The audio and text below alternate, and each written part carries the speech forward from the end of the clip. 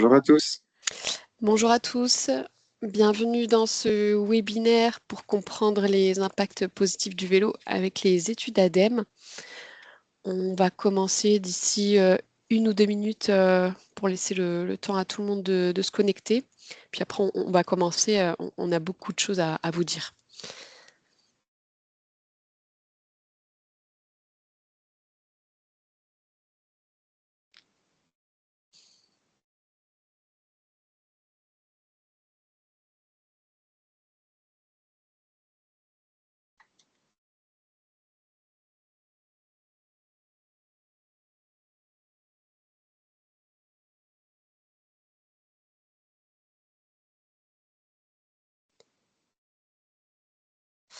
Allez, je vais commencer. Encore bienvenue dans ce webinaire qui a pour thématique donc, de comprendre les impacts positifs du vélo avec les études ADEME. Il durera donc environ 1 heure avec la présentation de 2 études qu'on va détailler juste après. Vous pourrez poser vos questions dans l'onglet Q&R comme vous en avez l'habitude et on essaiera d'y répondre au mieux. Alors à la fois aussi dans le chat si besoin, mais surtout à la fin du webinaire. Donc gardez bien vos questions. Donc, ce webinaire sera composé donc, de 2 grosses présentations. J'introduirai le webinaire avec une présentation succincte des dernières études ADEME. Et puis, Julia Janck et Gabriel Oyarzun prendront le relais pour présenter l'étude sur les impacts socio-économiques du vélo, qui ont été donc réalisés par les bureaux d'études Sixté et Explain et pilotée par Maud Bayard côté ADEME et malheureusement qui ne pouvait pas se joindre à nous. Donc on vous présentera d'abord dans un premier temps cette étude et ensuite c'est Neil Croquette qui est chargé d'études qui vous présentera l'étude d'évaluation des programmes C2E à vélo. Et donc, pour vous introduire aussi les thématiques, ces études, ces deux études qu'on vous présente aujourd'hui sont en ligne aujourd'hui, tout juste. Donc, c'est vraiment une présentation exclusive. Voilà. Donc, je vais introduire la session en vous présentant les dernières études ADEME sur les mobilités actives, hormis les 2 qu'on va vous présenter juste après. En tout cas, surtout les 5 dernières études qui sont sorties et qui sont notamment sorties relativement en même temps, autour de septembre 2025. Donc, vous avez peut-être voilà, loupé ces informations-là. Donc, je vais simplement vous les présenter rapidement. On n'a pas le temps de creuser ces sujets-là, évidemment, mais vous pourrez aller voir les études sur la librairie ADEME et on pourra aussi vous, vous mettre les liens dans le chat juste après. Alors la première étude, euh, elle concerne donc les mobilités des enfants de la maternelle au lycée en France et elle a été réalisée sur le constat qu'il manquait des données sur la mobilité des enfants et des adolescents aussi et des jeunes adultes, alors que en parallèle, nous avons des données plutôt relativement précises sur les mobilités des adultes. Et donc, elle est le fruit d'une enquête auprès de 5500 parents et qui fournit donc des données plutôt inédites sur à la fois l'équipement et les pratiques de mobilité des enfants de 3 à 18 ans et aussi des adultes de 18 à 20 ans en France et aussi sur les perceptions parentales, donc sur les modes de déplacement, les pratiques de déplacement, les motifs et s'intéresse aussi, c'est intéressant au processus d'automatisation, d'autonomisation, pardon, des enfants. Donc voilà, c'est une étude qui est plutôt intéressante pour creuser l'écomobilité scolaire et la mobilité des enfants.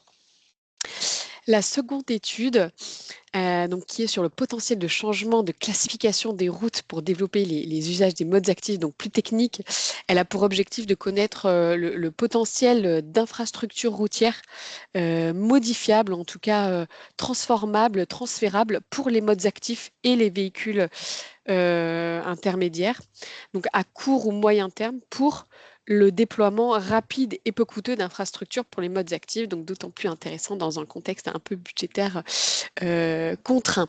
Et donc c'est un guide qui est à destination des gestionnaires de voirie pour intégrer voilà, ce type d'approche, notamment dans l'élaboration ou la mise à jour de schémas directeurs cyclables.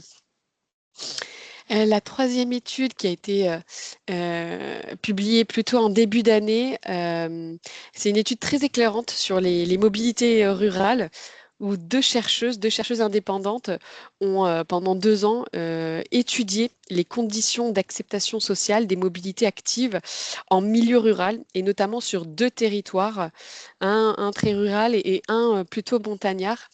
Et donc, c'est assez éclairant et elle documente les pratiques donc de mobilité plutôt ordinaire rurale, les contraintes vécues, les normes sociales qui structurent un peu l'adoption ou le rejet de dispositifs ou de solutions de mobilité en milieu rural. Donc, voilà, c'est hyper intéressant, surtout si vous travaillez dans des territoires plutôt ruraux.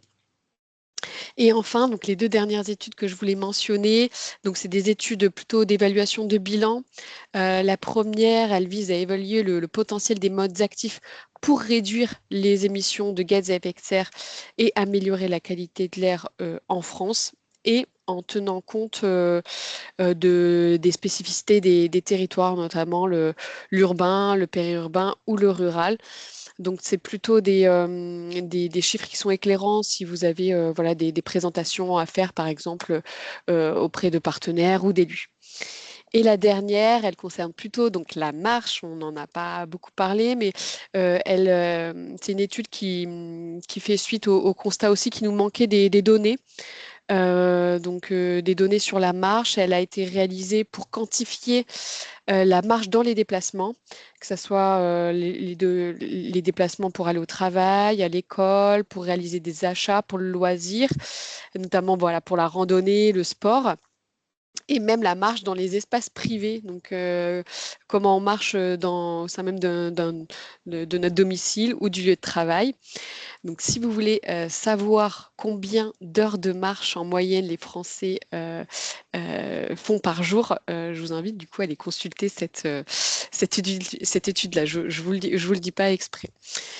Et donc, c'est aussi une étude qui estime les impacts socio-économiques de la marche, donc notamment les bénéfices des politiques en faveur de la marche dans les territoires. Et un chiffre assez parlant, on parle de 57 milliards d'euros de bénéfices pour les politiques voilà, favorables au développement de la marche. Donc voilà, je termine sur ce point positif pour donner donc la main, comme je disais, à Julia et Gabriel pour vous présenter en exclusivité les résultats de l'étude sur les impacts socio-économiques du vélo.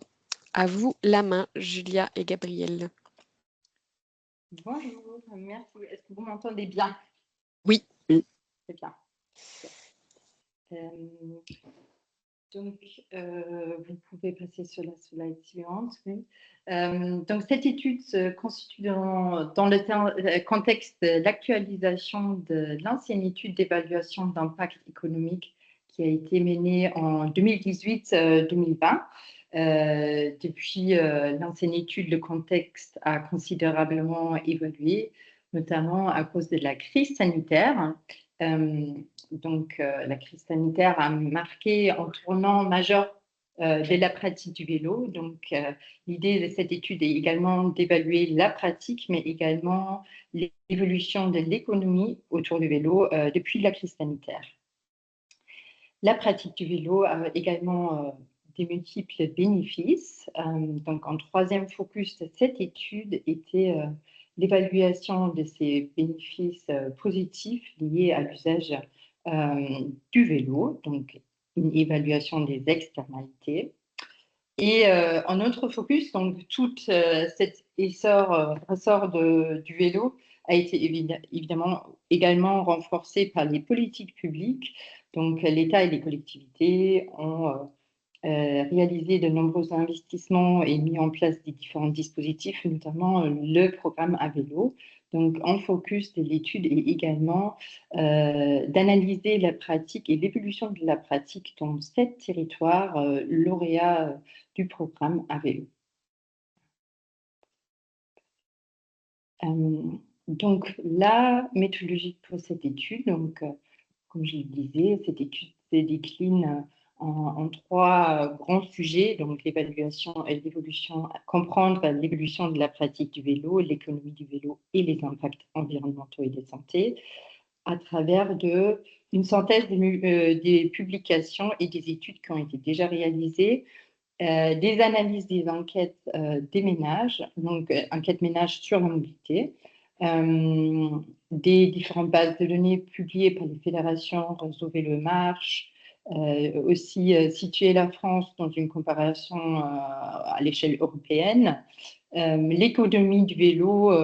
Pour analyser l'économie du vélo, on s'est notamment appuyé sur le schéma des branches de la filière vélo et une étude sur l'emploi dans l'économie du vélo qui a été menée par la filière France Vélo, différentes bases de données et les données du marché de vélo d'occasion.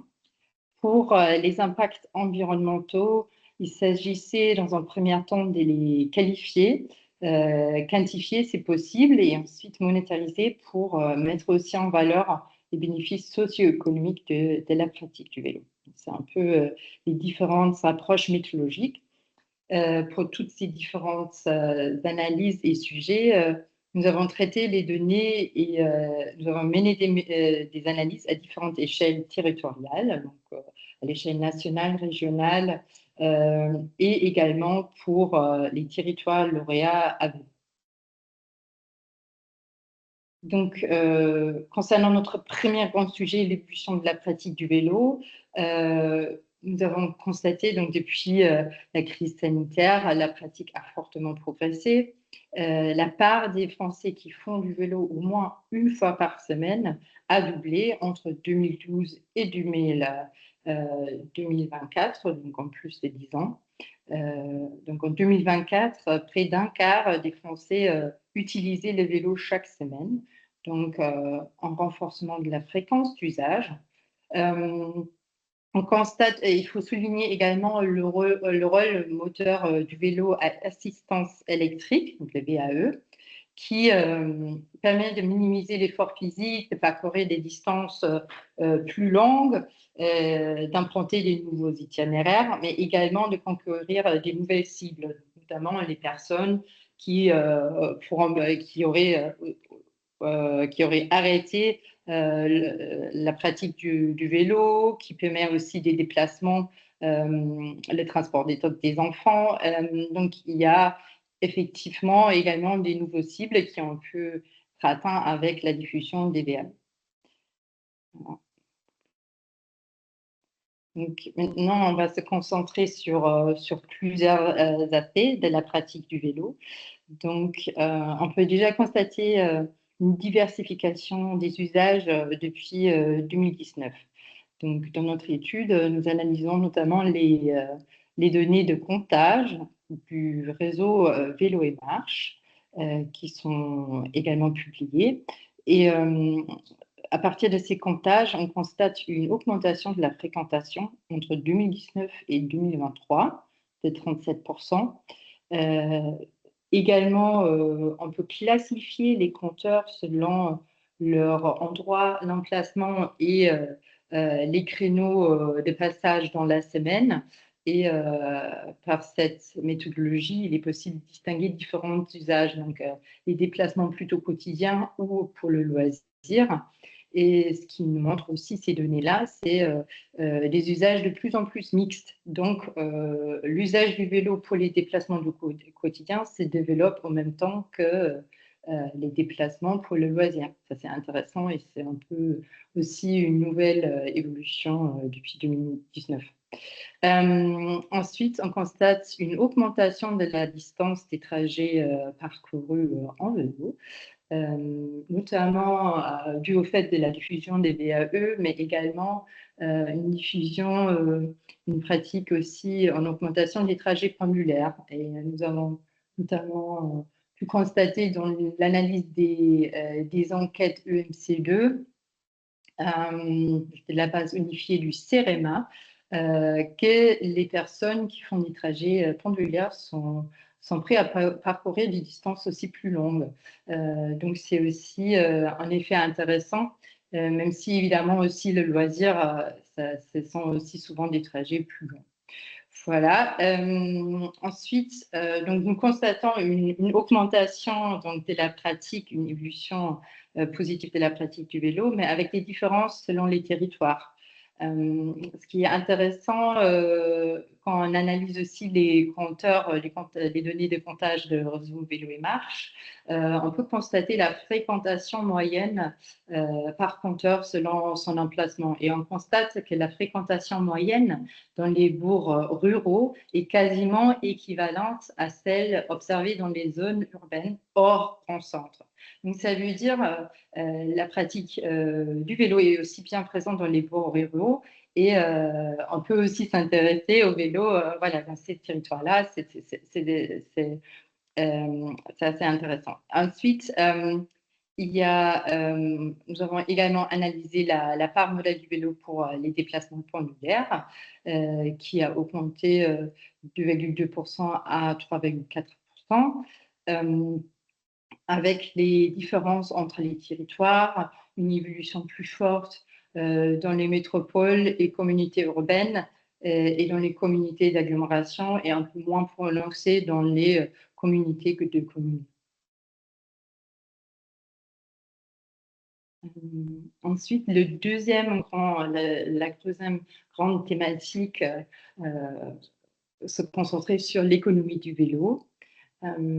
Donc, la pratique du vélo incite de nombreuses activités économiques qui peuvent aller dès la production du vélo au service, à la production des services, donc la vente, la réparation, la location, mais également la formation. Donc, ça concerne aussi les établissements de formation pour former les métiers vélo, mais également pour enseigner la pratique du vélo. Le tourisme à vélo, qui est aussi un secteur très important en France, l'événementiel, la cyclo-logistique, donc c'est les transports à vélo qui connaît également une croissance importante, ainsi que la production des aménagements cyclables. Donc, dans notre étude, à partir des données renseignées de l'étude de la filière vélo, qui a mené une enquête donc, auprès des entreprises qui s'engagent dans l'économie du vélo, on a pu donc calculer le nombre d'emplois qui sont générés en termes équivalents temps plein et associés à la pratique du vélo, à l'économie du vélo, à la hauteur de 72 000 ETP. Donc, c'est quand même une filière importante avec des ETP importants. Les marchés de l'occasion du vélo donc, restent un sujet encore peu étudié, peu quantifié. Donc, c'est toujours un sujet qui mérite aussi d'être un peu approfondi. Ce qu'on a vu en regardant, donc, du coup, il est aussi structuré, ces activités sont aussi, le marché d'occasion, c'est aussi ancré dans une diversité des acteurs impliqués, les grandes enseignes, les vélocistes indépendants, mais également les plateformes d'intermédiation en ligne comme le Bon Coin ou le Decathlon. Donc, c'est aussi une diversité d'acteurs qui est actif dans ce marché-là. Un site, nous avons regardé les annonces sur un site, le Bon Coin, en février 2025. Nous avons pu constater qu'il y avait 600 000 annonces pour les vélos d'occasion, donc en volume assez important. Et nous avons ensuite analysé les vélos proposés dans ces annonces-là avec une prédominance du vélo mécanique à 76%. Et ensuite, nous avons également analysé les prix, où on peut par exemple constater que les prix des vélos proposés par les professionnels est bien plus supérieur par rapport aux particuliers. Un autre sujet était les dépenses des collectivités en faveur du vélo. Donc, entre 2022 et 2025, les investissements publics des collectivités ont augmenté, donc de 14,2 à 15,4 euros par habitant. Et en développement marqué, une augmentation des aménagements cyclables de 14%. C'est aussi juste, ces données-là, après, peuvent aussi être utiles pour les collectivités comme valeur de référence pour se retrouver selon sa taille de PCI aussi et pour pouvoir se situer aussi par rapport à la moyenne nationale, par exemple. Ensuite, on va faire un petit focus sur le VAE. Donc, le VAE, c'est certes un moteur du marché malgré un fléchissement depuis 2025. Donc, cette étude a été réalisée en 2025 avec les données de l'Observatoire du cycle qui portait sur 2024. Mais la semaine dernière, l'Union Sport et Cycle a présenté ces nouvelles données. Donc, j'essaye de mettre en regard un peu les données renseignées dans le rapport et avec les nouvelles données publiées par l'Union Sport et Cycle. Donc, nous avons constaté donc, une baisse de la production des vélos entre 2024 et 2023.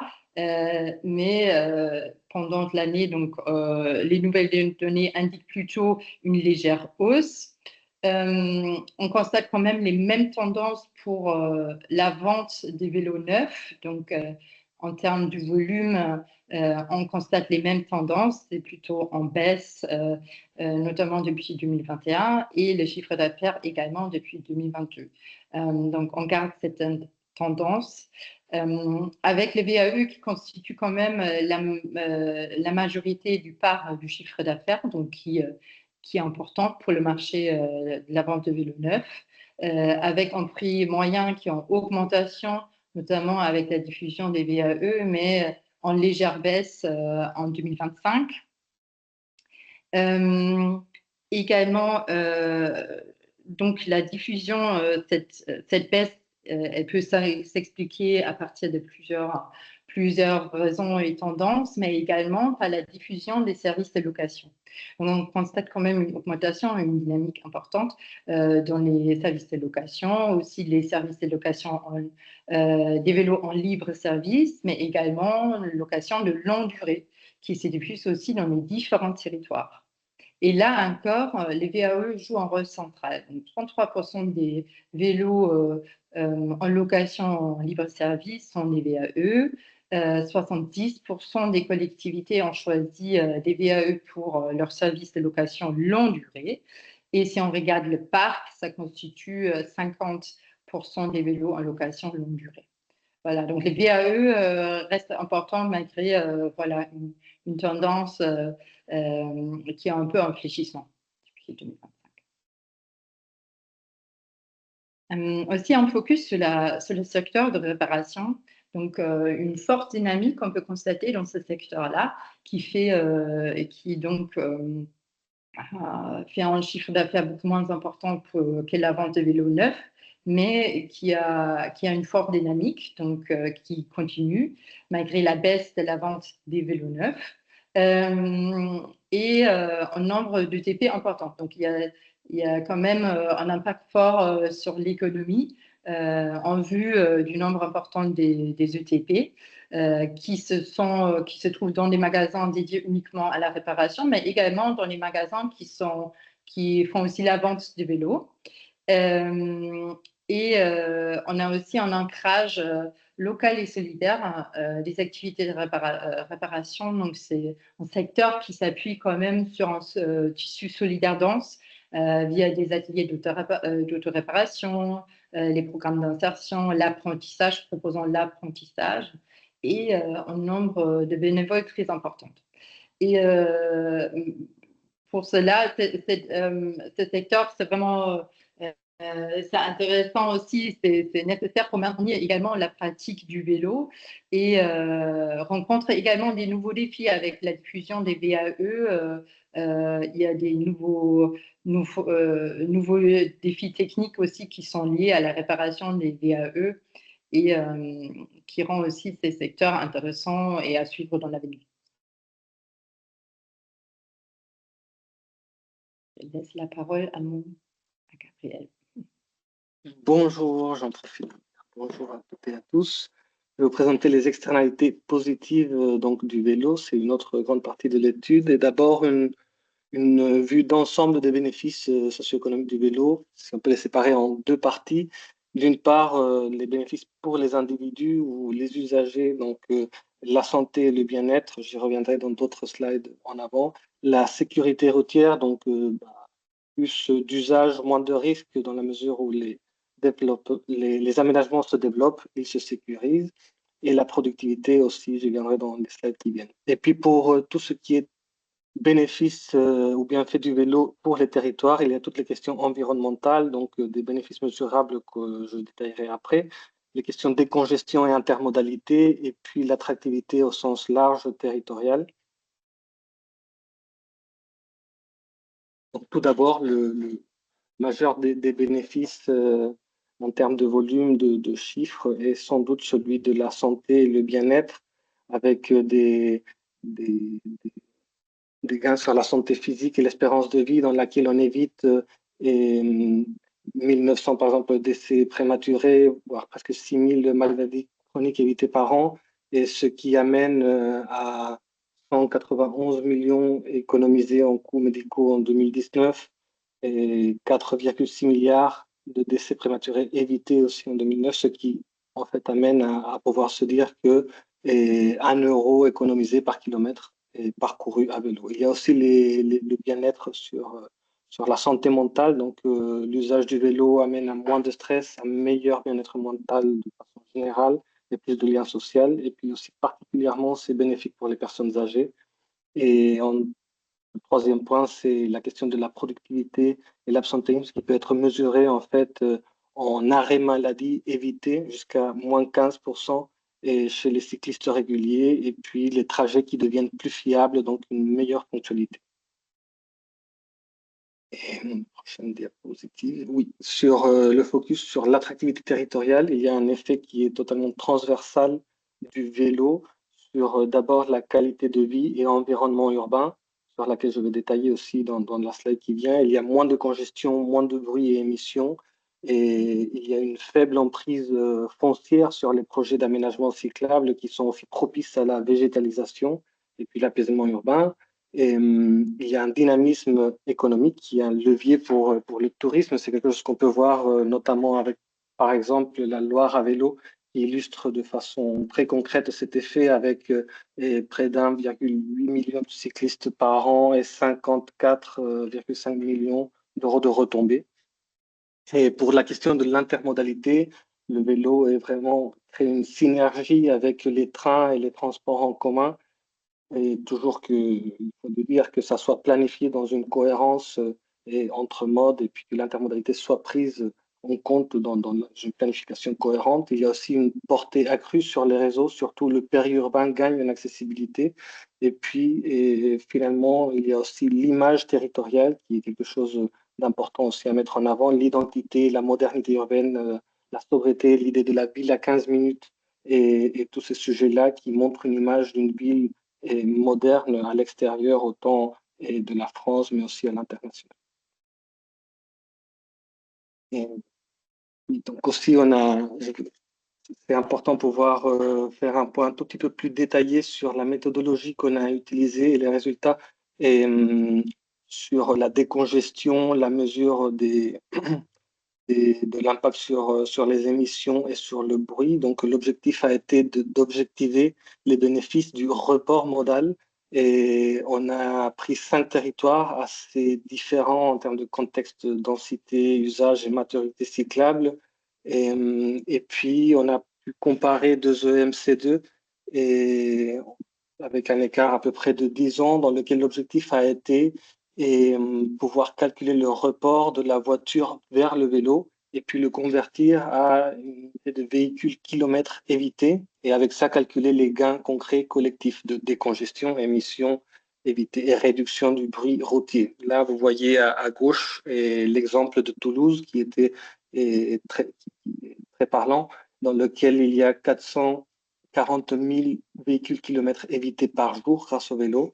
Et cela se traduit dans 2 types de chiffres. Et ça prend une méthodologie qui s'appelle une méthodologie Kiné, dans laquelle l'objectif est de monétariser les gains sociaux. Donc, il y a une transformation en euros de chacun de ces bénéfices, mais aussi on a fait l'exercice de le passer à des chiffres beaucoup plus compréhensibles par n'importe qui, donc des choses concrètes comme la quantité d'heures de congestion supprimée, par exemple, est 6500 heures par jour de congestion supprimée à Toulouse, et la question des tonnes de CO2 évitées par jour, et la question pour le bruit des décibels. Là, vous voyez moins 0,18, ça reste un petit chiffre, mais ce qui est intéressant, c'est que ça fait à l'échelle d'une métropole, donc c'est des chiffres aussi.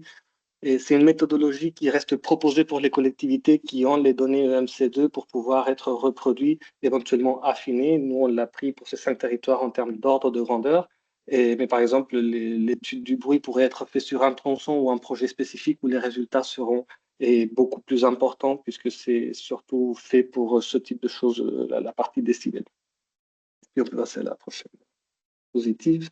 Et de l'étude aussi, on ressort des indicateurs d'évaluation et de suivi, donc des orientations pour le suivi des politiques cyclables, et dont l'objectif est d'aller vers un cadre commun de pilotage des politiques cyclables avec un socle qui aujourd'hui, on constate, est assez stabilisé et solide. Donc, il y a plusieurs indicateurs qui ont déjà un suivi par an, tous les 2 ans, etc., de part modale, linéaire cyclable, stationnement, perception des usagers, par exemple, le travail et qui est fait sur le baromètre cyclable, etc. C'est des choses qui sont déjà assez consolidées. Et cette étude aussi met en avant des impacts qui sont encore à intégrer, un peu moins visibles, comme à présent la congestion évitée, les émissions réduites, le bruit diminué.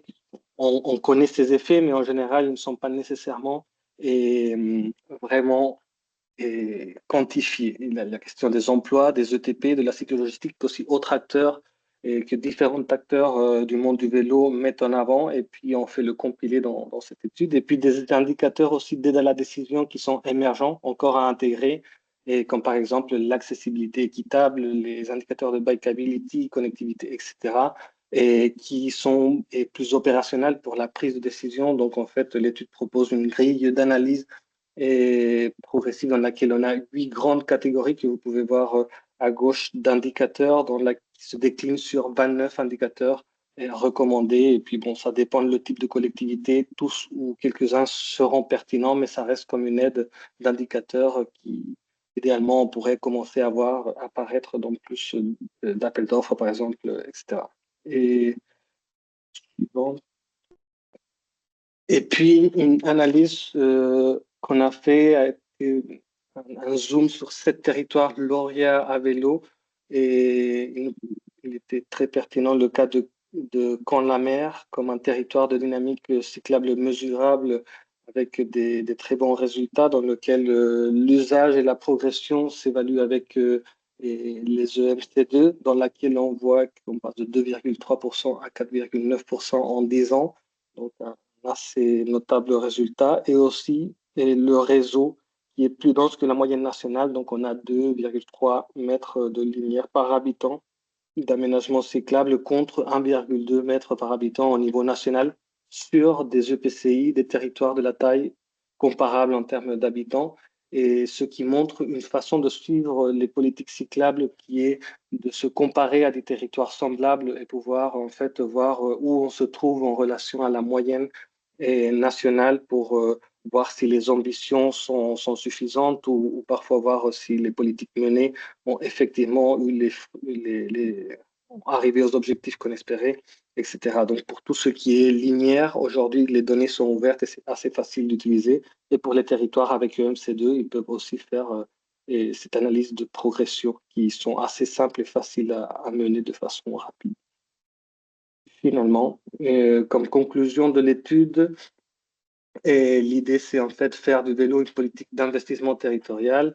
On constate avec cette étude que c'est un écosystème économique, social et territorial. Le vélo dépasse largement le champ de la mobilité et c'est vraiment une filière territoriale à part entière et portée par des usages, des services, le tourisme, la cyclo-logistique, les collectivités et puis qui contribue à des choses qui vont beaucoup plus loin que la mobilité et la santé publique, la qualité de vie, l'accès à l'emploi, l'attractivité, la transition écologique. Donc, un potentiel encore à consolider. Et puis, tous ces indicateurs sont surtout très importants dans un contexte de contraintes budgétaires, de recul des soutiens nationaux. Donc, l'enjeu est effectivement d'objectiver ces bénéfices pour mieux orienter les investissements là où ils produisent le plus de valeur sociale. Et je finalise en disant que l'idée, c'est aller vers une aide à la décision territorialisée, donc passer d'un suivi des politiques cyclables qu'on sait déjà faire très bien, donc comparer les trajectoires, qualifier les impacts, mais aussi aller à des diagnostics prospectifs, des indicateurs qui aident encore mieux à prendre des décisions et puis pouvoir remplir certaines lacunes et, dans des domaines qu'on a pu voir dans l'étude qui manquent de données pour objectiver certains résultats. J'en finis. Merci Gabriel, merci Julia pour cette présentation. On a beaucoup d'informations dans cette étude-là. Malheureusement, le temps file, donc on va enchaîner tout de suite avec la seconde partie du webinaire avec la présentation de l'étude d'évaluation des programmes C2E à vélo avec Neil Croquette. Et donc on prendra plutôt toutes les questions à la fin du webinaire. Neil, à toi le micro. Super, merci Julie. Et donc effectivement, une étude qui se joint complètement dans les ambitions de la première sur cette fois-ci plus spécifiquement les programmes C2E à vélo. Et donc juste pour préciser, cette étude a été réalisée par les deux bureaux d'études Planète Publique et BL Evolution et pilotée par moi-même et l'équipe à vélo. Donc quelques brefs éléments de contexte pour situer, puisque cette étude va s'intéresser à l'ensemble et pas uniquement le programme à vélo 3, dont on peut compter a priori beaucoup de lauréats parmi les personnes ici présentes aujourd'hui. Il va également s'intéresser, et même principalement, au programme à vélo 1 et 2. Donc on a remis les chiffres initialement et on va pouvoir s'intéresser rapidement à la chronologie de mise en place de ces programmes. Voici un extrait de l'Observatoire aussi pour visualiser à ce stade ce que ces 1049 collectivités représentent sur le territoire métropolitain et aussi en Outre-mer. Et donc, comme je le disais, cette évaluation intervient dans un contexte un peu particulier. Elle a été réalisée à la fin du programme C2E à vélo 2 pendant l'année 2025 et au cours du début du programme C2E à vélo 3. Et elle avait pour objectif de s'étudier spécifiquement à chaque programme, à vélo 1 et à vélo 2, en fonction de leur avancement, ainsi que de projeter des résultats sur le programme à vélo 3. Et je vais aller rapidement dans la présentation des premiers résultats. Ces résultats vont s'appuyer sur trois grandes méthodes d'analyse. Une enquête en ligne réalisée auprès de 181 lauréats à vélo 1 et à vélo 2, plusieurs analyses documentaires et près de plus de 60 entretiens ciblés réalisés auprès de collectivités à vélo 2. Donc, dans un premier temps, les retours sont notamment assez étayés de l'ordre qualitatif sur les programmes à vélo 1 et 2 et représentent plusieurs dimensions intéressantes de la perception des collectivités. On va voir dans un premier temps le soutien financier apporté par le programme qui est jugé comme nécessaire pour la bonne réalisation des actions par près de 90% des collectivités interrogées. Ces actions n'auraient pas pu être réalisées ou alors réalisées de manière moins ambitieuse et avec un délai bien plus important sans ce soutien financier qui est perçu et sollicité particulièrement.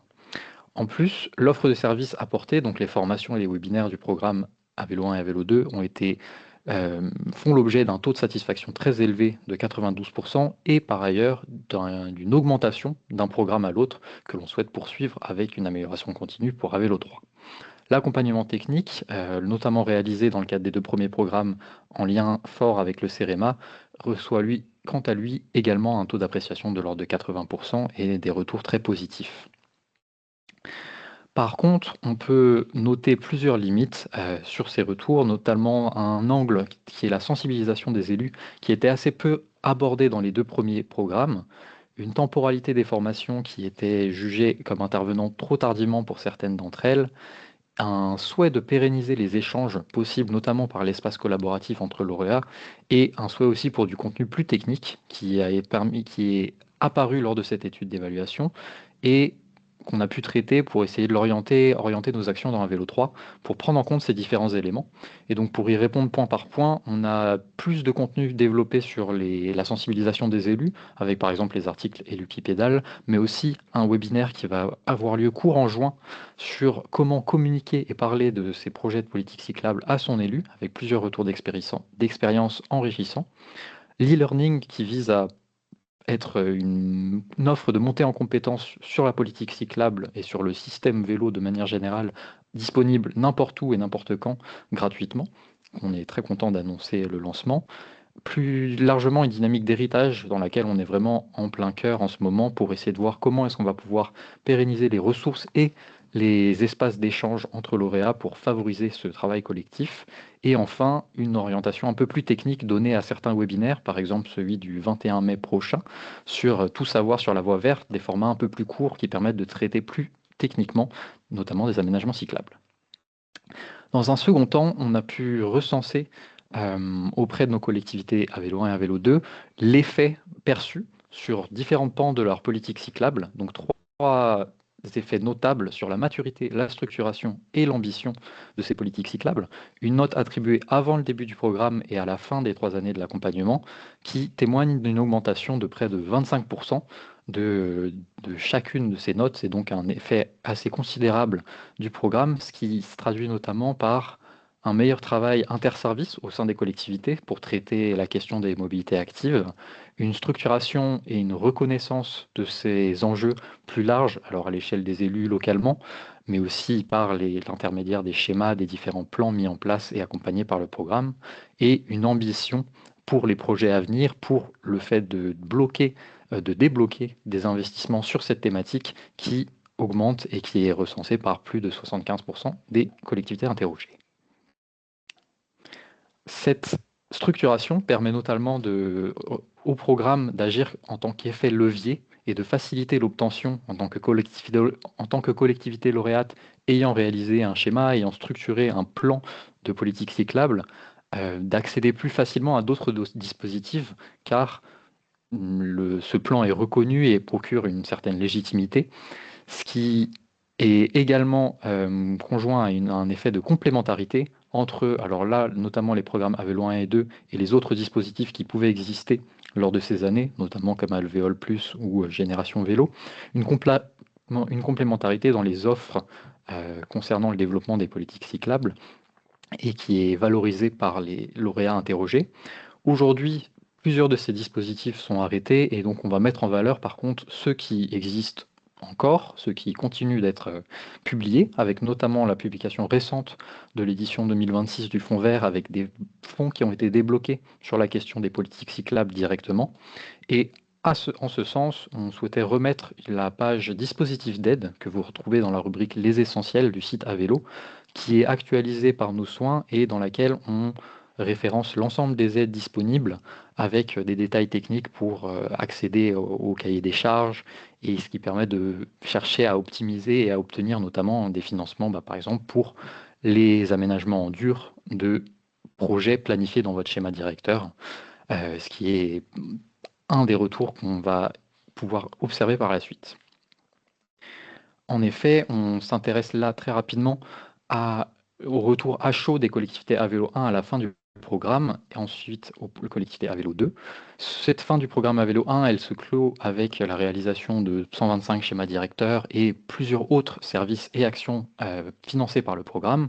Et elle s'est caractérisée également en 2025, donc 2 ans après sa clôture, par la pérennisation de plusieurs ETP de chargés de mission et aussi une mise en place plus large des actions prévues par les lauréats dans leur schéma directeur qu'on a pu observer et qu'on représentera par des visites de terrain plus tard dans le diapo.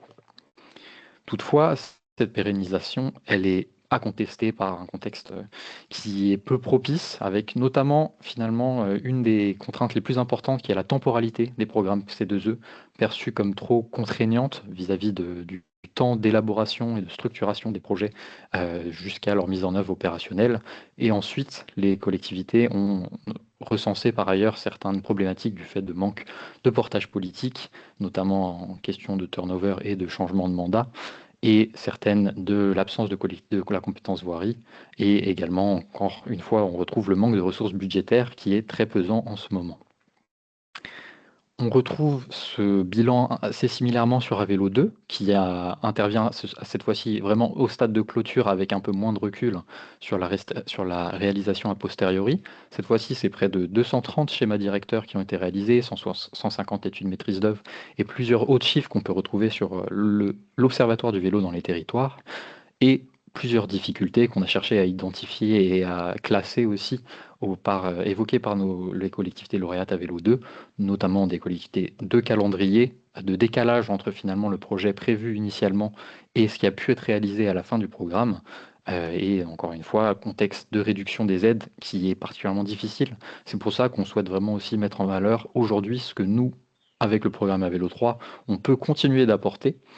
Donc la rubrique avec les dispositifs d'aide et tous les webinaires techniques qui essayent de pallier à ces points thématiques pour essayer de porter et de récupérer l'adhésion, notamment politique, à l'échelle locale.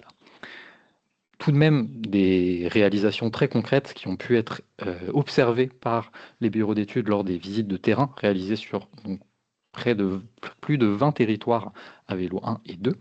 Donc plusieurs réalisations très qualitatives avec des traversées cyclables, des pistes bidirectionnelles sécurisées, donc dans la communauté d'agglomération de Nevers, la CC de Marie-Galante et ici la STEA Ventoux Comtat Venessin.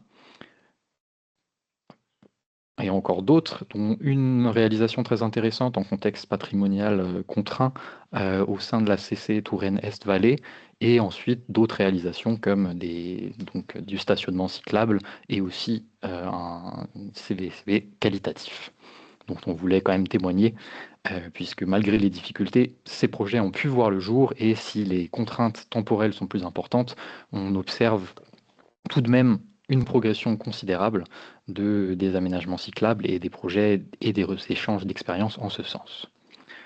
Vis-à-vis de ces impacts perçus concrètement, on a également essayé d'objectiver plus largement l'impact à l'échelle nationale du programme.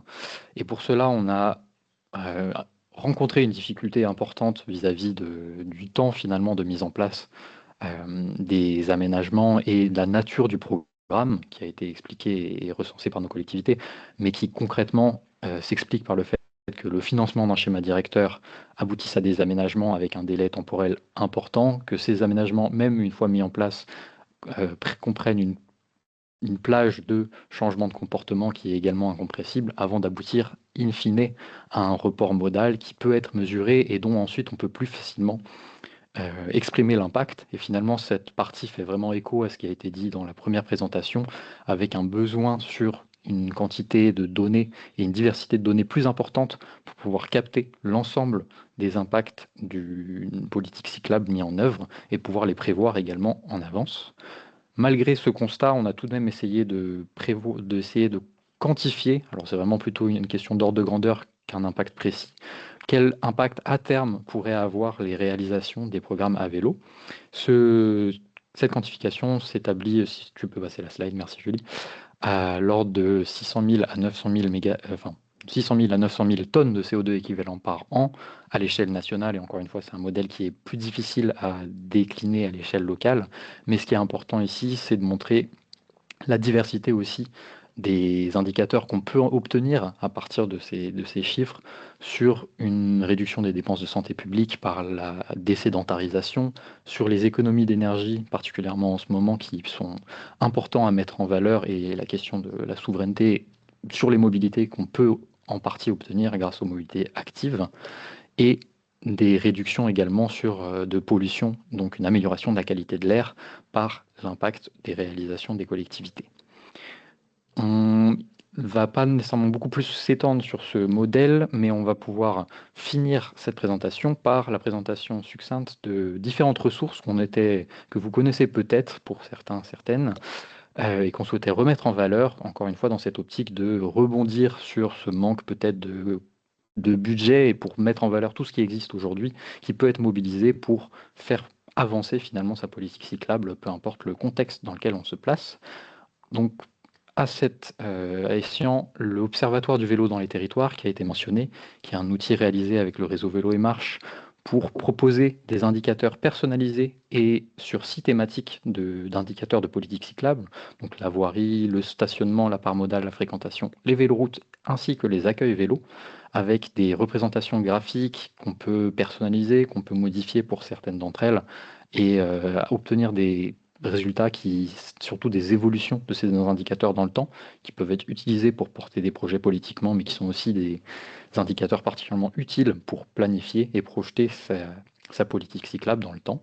Et dans cette ressource, un onglet spécifique pour les collectivités à vélo, avec une possibilité d'agir comme un annuaire de toutes les collectivités engagées dans le programme, où l'on peut filtrer selon les actions qui ont été réalisées par les collectivités, et donc obtenir des contacts pour des retours d'expérience de cette manière.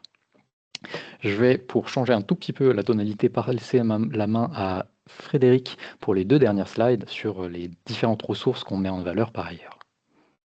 Oui, merci Neil. Oui, je prends la suite pour vous parler un peu des ressources complémentaires qu'on met en place et qu'on met à disposition de nos collectivités lauréates avec l'équipe formation, notamment du programme à vélo porté par l'ADEME.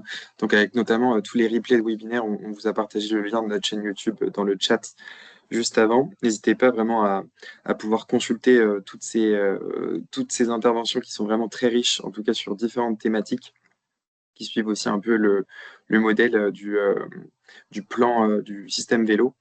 Et également, du coup, notre e-learning qui est sorti le 19 mars dernier, qui est accessible à tous, vraiment au plus grand nombre, peu importe le niveau de départ.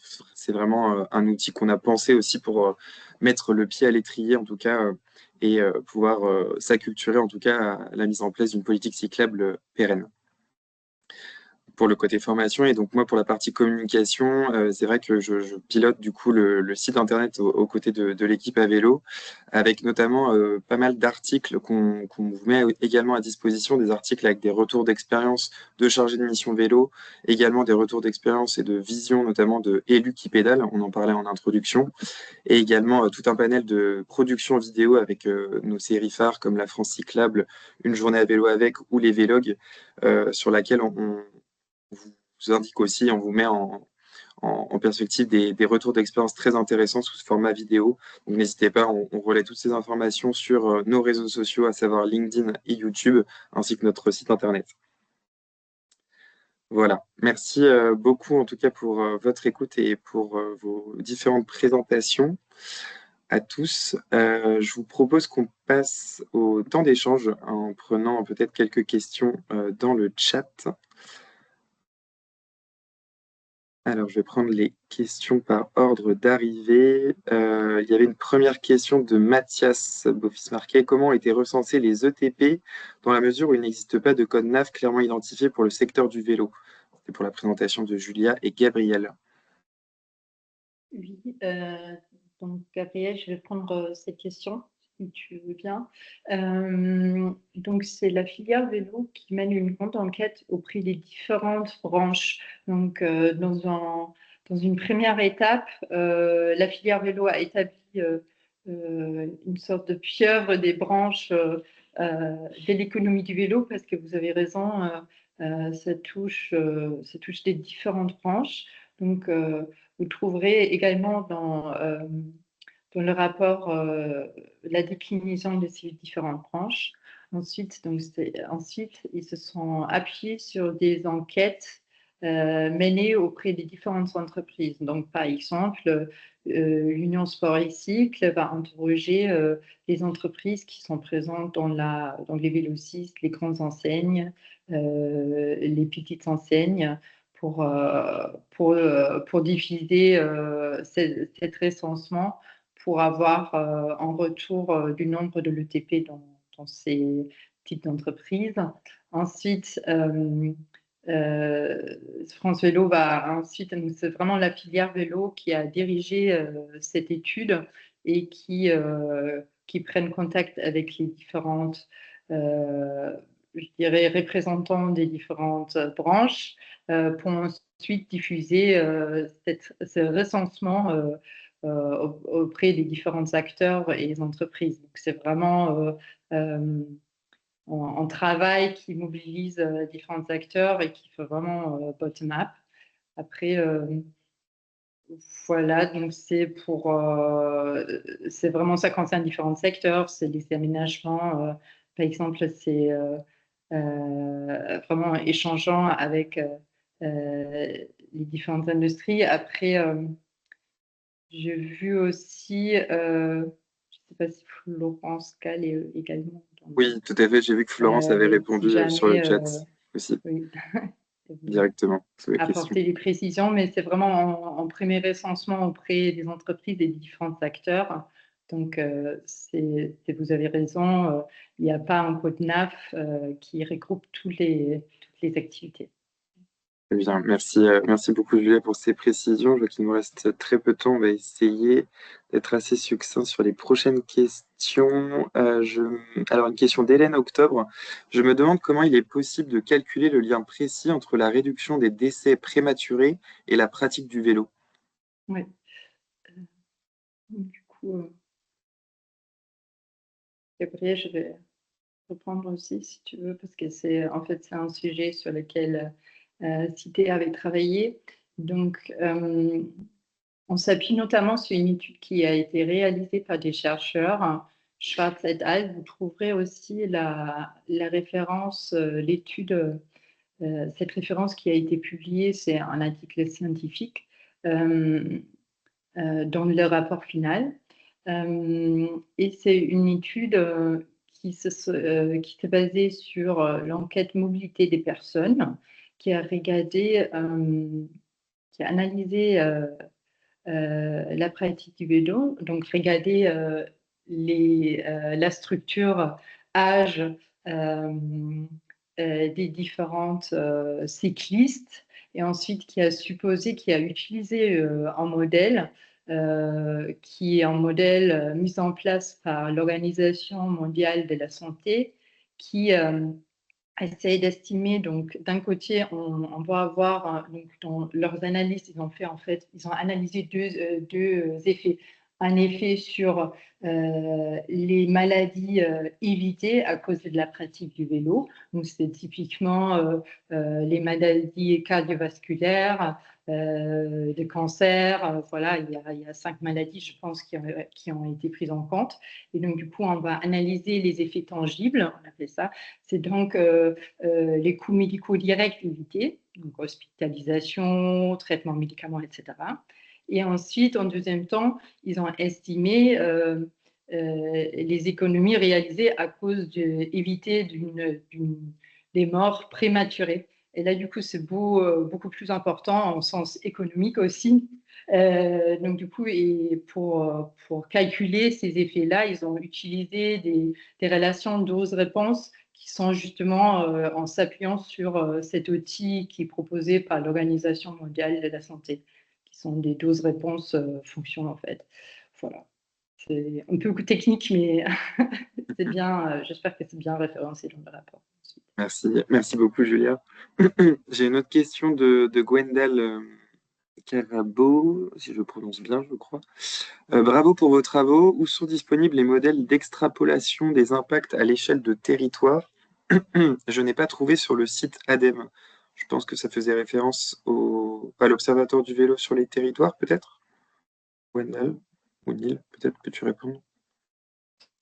Il me semblait, au vu de la temporalité de la question, que c'était sur les extrapolations via les enquêtes EMC2 sur les différentes, donc plutôt sur la première partie. Donc si Julia ou Gabriel, vous souhaitez répondre à cette question-là, je vous en prie. Je peux répondre. En tout cas, c'est juste pour tout ce qui est dans l'étude, il y a les formules qui ont été utilisées dans l'étude complète. Il y a une synthèse et une partie d'étude complète. Donc, vous pouvez trouver la méthodologie qui a été employée et puis comme ça pouvoir utiliser dans un autre territoire. Très bien, merci Gabriel.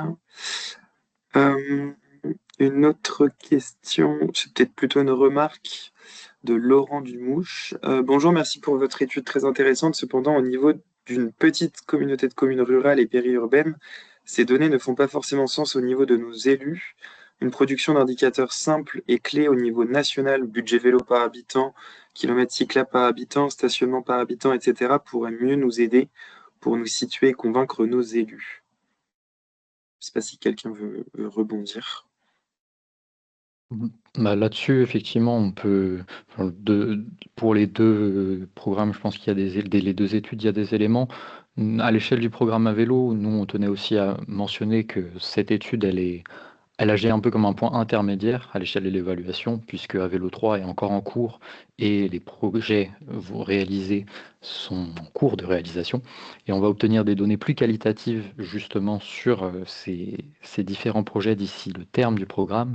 Et il est prévu d'améliorer les différents indicateurs qu'on pourra publier, alors a priori plutôt fin 2026 au vu de la temporalité, mais pour porter ces messages avec des échantillons plus importants et effectivement, des indicateurs peut-être plus palpables à l'échelle des collectivités accompagnées, c'est dans notre viseur et aujourd'hui on reconnaît que c'est plus un point d'étape vraiment une vue d'ensemble nationale, de notre côté du moins. Et pour compléter, Neil, on vous invite vraiment aussi à participer à notre webinaire, du coup, le 20 mai, il me semble, sur comment convaincre mon élu. Là, on vous présentera aussi plusieurs éléments qui pourront vous aider, en tout cas, à présenter des chiffres ou en tout cas des idées pour convaincre vos élus. Peut-être qu'on peut mettre juste la date et l'heure dans le chat. Il me semble que c'est le 25 juin, si je ne me trompe pas, Ah, mais je pardon, pense que c'était en juin. Claire et Paul vont peut-être pouvoir nous l'indiquer dans le chat. Une autre question de Mathias, peut-on traduire l'impact d'Avelo en termes de part modal vélo, par exemple, plus X points de part modal potentiel? Ça traduit, j'étais en train de répondre dans Oui. le chat, c'est vrai que ça rejoint cette question-là aussi d'avoir des données un peu plus palpables. Alors à l'échelle d'Avelo, sur les parts modales, on peut prévoir, et donc c'est pas une mesure, on n'a pas de données concrètes sur l'évolution de la part modale dans chaque territoire accompagné, malheureusement. On peut prévoir à partir du linéaire d'aménagement prévu, donc par les schémas directeurs, par les études de maîtrise d'œuvre, oui, des différentes collectivités, combien de parts modales estimées la réalisation de ces aménagements pourrait permettre d'obtenir. Donc c'est vraiment une projection plus à terme, mais en ce sens-là, effectivement, c'est une des directions qu'on va prendre pour la publication d'indicateurs à vélo 3 à terme, qui sera davantage étayé, notamment parce qu'on aura plus de chiffres. Aujourd'hui, on manque un peu pour pouvoir faire des publications plus consolidées en ce sens. Mais effectivement, à partir de ce qu'il est prévu en termes de linéaire d'aménagement, on peut essayer de mobiliser combien de pourcentage de part modale on pourrait obtenir, puisqu'il y a une meilleure continuité, puisqu'il y a une accessibilité des mobilités cyclables grâce à la réalisation de ces aménagements. Merci beaucoup, Neil. Je poursuis un peu les questions. Une question de Ronan Enaf dans le chat. Bonjour, ma vision de professionnel du cycle. Les agglomérations et communes sont rarement informées. Quels sont les moyens que vous avez à disposition des professionnels pour sensibiliser les acteurs locaux à Avelo? Est-ce que Julie, tu veux peut-être y répondre? Est-ce que tu peux répéter la question, Oui, Fred? Comment c'est mobiliser les acteurs locaux?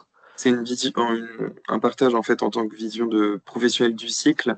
Les agglomérations et les communes sont rarement informées. Quels sont les moyens que vous avez à disposition des professionnels pour sensibiliser les acteurs locaux à vélo? En tout cas, je pense que c'est plutôt une question sur la concertation et comment les acteurs locaux travaillent de pair avec les collectivités. Ça, il me semble que on peut avoir des éléments sur la collaboration entre acteurs. D'ailleurs, on a même un webinaire aussi qui va arriver sur la collaboration entre collectivités et associations, mais on peut aussi l'étendre aux acteurs du cycle. Et sur les éléments de concertation, on vous invite aussi à aller sur le site de l'ADMA, l'Académie des mobilités actives, qui produit qui a produit des éléments voilà, euh, d'information pour essayer de concerter, en tout cas de travailler des projets de mobilité cyclable en lien avec les acteurs locaux.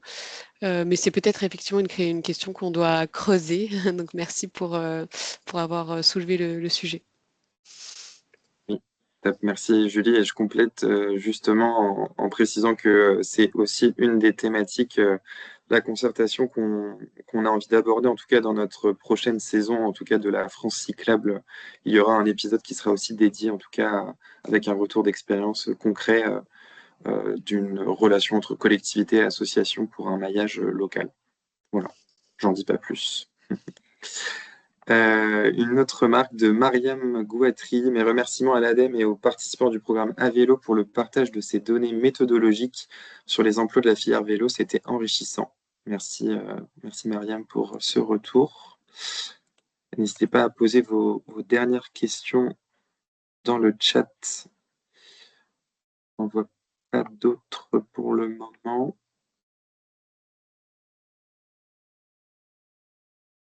Est-ce qu'il y aurait une dernière question peut-être? On a dépassé le timing en même temps. Oui, c'est ça. Donc, je pense qu'on va pouvoir s'arrêter là pour aujourd'hui. Je pense que c'est... Merci à tous pour votre participation et puis n'hésitez pas à consulter donc les deux études qui sont aujourd'hui en ligne et à revenir vers nous si toutefois vous avez des questions. Bonne lecture et bonne journée. Bonne journée à tous. Merci beaucoup. Bonne journée à tous.